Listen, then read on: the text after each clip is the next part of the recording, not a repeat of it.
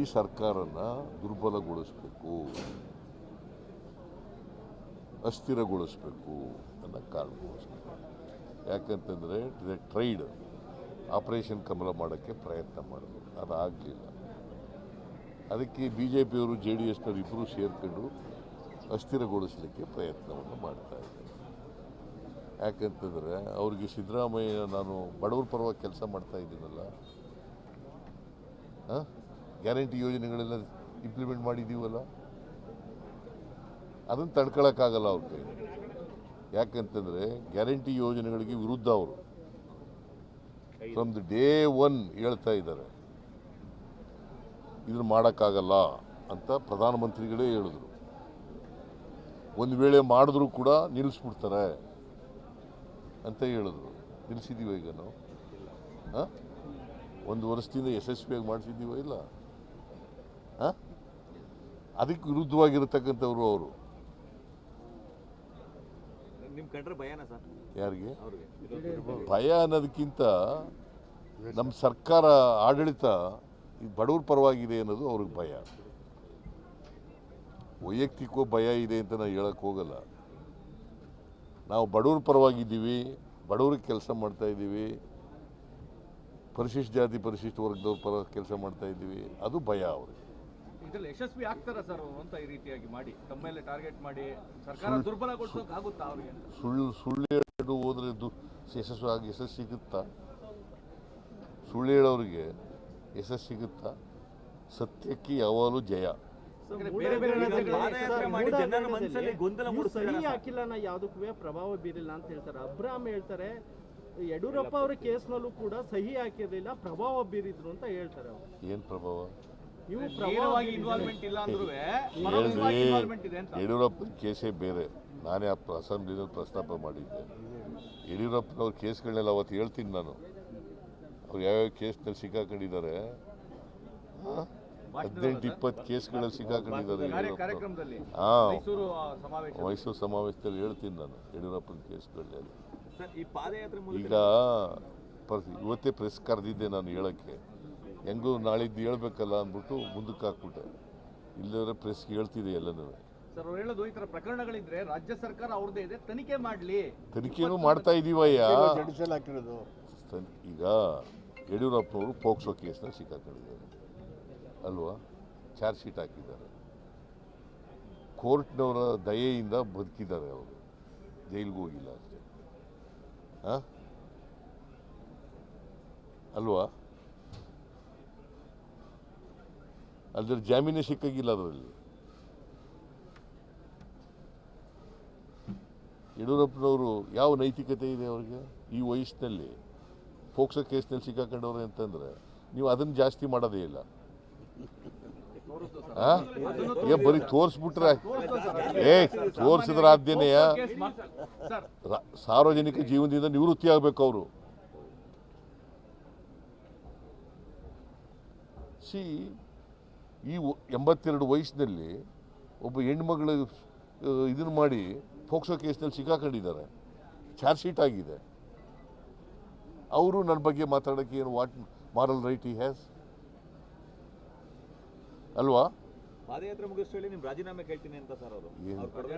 ಮೊದಲು ಸಾರ್ವಜನಿಕ ಜೀವನದಿಂದ ನಿವೃತ್ತಿ ಆಗಲಿ, ಆಮೇಲೆ ನೋಡಿ. ಸತ್ಯ ಇದ್ರಲ್ವಾ ರಾಜೀನಾಮೆ ಕೇಳೋದು? ನೋಡಪ್ಪ, ಯಡಿಯೂರಪ್ಪನ ಕೇಸ್ನಲ್ಲಿ ಚೆಕ್ ಮೂಲಕ ದುಡ್ಡು ತಗೊಂಡಿದ್ರು, ಗೊತ್ತಾಯ್ತಾ? ಡಿನೋಟಿಫೈ ಮಾಡಿದ್ರು. ನಾವೇನು ಮಾಡಿದ್ದೀವಿ? ನಂದೇನಾದ್ರು ಎಲ್ಲರೂ ಪತ್ರ ಇದೆಯಾ? ಆರ್ಡರ್ಸ್ ಇದೆಯಾ? ನನ್ನ ಸ್ಟೇಟ್ಮೆಂಟ್ ಇದೆಯಾ? ಈಗ ಹೇಳ್ಬಿಡ್ತೀನಿ.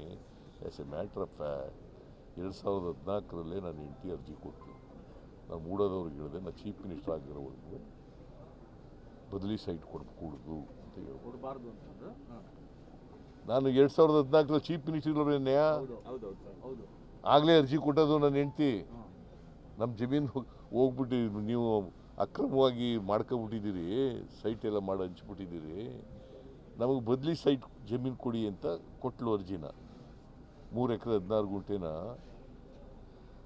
ನೀವು ಎನ್ಕ್ರೋಚ್ ಮಾಡ್ಕೊಂಡು ಸೈಟ್ ಮಾಡಿ ಹಂಚ್ಬಿಟ್ಟಿದ್ದೀರಿ, ನಮಗೆ ಬದಲಿ ಜಾಗ ಕೊಡಿ ಅಂತ ಹೇಳಿದ್ರು. ನನ್ನ ಗಮನಕ್ಕೆ ತಗೊಂಡ್ಬಂದರು ಮೂಡೋದವರು ಅರ್ಬನ್ ಡೆವಲಪ್ಮೆಂಟ್ ಈ ಥರ ಅರ್ಜಿ ಕೊಟ್ಟಿದ್ದಾರೆ ಅಂತ. ನಾನು ಹೇಳಿದೆ, ನಾನು ಚೀಫ್ ಮಿನಿಸ್ಟರ್ ಆಗೋವರೆಗೂ ಒಂದು ಗುಂಟೆನೂ ಕೂಡ ಕೊಡಬಹುದು.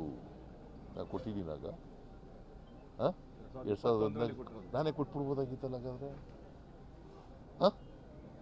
ಚೀಫ್ ಮಿನಿಸ್ಟರ್ಗೆ ಅಧಿಕಾರ ಇರಲಿಲ್ವಾ? ಕೊಡ್ಬೋದಾಗಿತ್ತಲ್ಲಪ್ಪ. 2021ರಲ್ಲಿ ಮತ್ತೆ ಅರ್ಜಿ ಕೊಡ್ತಾಳೆ ನನ್ನ ಹೆಂಡತಿ. BJP ಸರ್ಕಾರ ಇರೋದು ಆಗ.